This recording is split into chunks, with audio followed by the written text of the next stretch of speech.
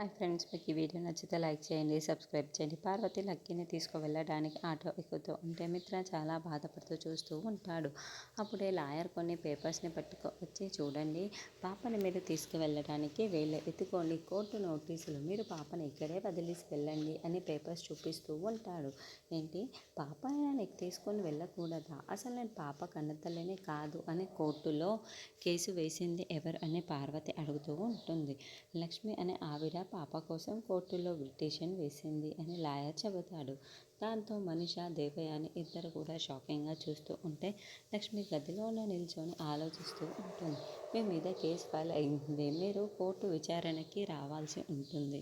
మీరు కోర్టుకి రాకుండా తప్పించుకోవాలి అని ప్రయత్నిస్తే మీకోసం పోలీసులు వస్తారు అని లాయర్ వార్నింగ్ ఇస్తారు. అర్థమైంది కదా, పోలీసులు అరెస్ట్ చేసైనా సరే మిమ్మల్ని కోర్టుకి హాజరయ్యేలా చేస్తారు అని ఆ కోర్టు నోటీసులను పార్వతి చేతికి ఇచ్చేసి లాయర్ వెళ్ళిపోతాడు. నువ్వేమీ మాట్లాడవేంటి మిత్ర, నువ్వు ఇలా సైలెంట్గా ఉండబట్టే లక్ష్మి ఇలా రెచ్చిపోతుంది అని మనిష చెబుతూ ఉంటుంది. ఇంకా లేనిపోనివి లక్ష్మి మీద చెబుతూ ఉంటుంది.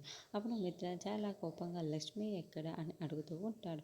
అప్పుడే లక్ష్మి గదిలో నుంచి, మరి ఇప్పుడు లక్ష్మిని మిత్ర సమర్థిస్తాడా, లేకపోతే కోర్టులో కేసు వేసినందుకు లక్ష్మి పైన ఫైర్ అవుతాడా, కోర్టులో కేసు గెలిచి లక్ష్మి మిత్ర దగ్గర అవుతారా అన్నది నెక్స్ట్ ఎపిసోడ్లో చూద్దాము.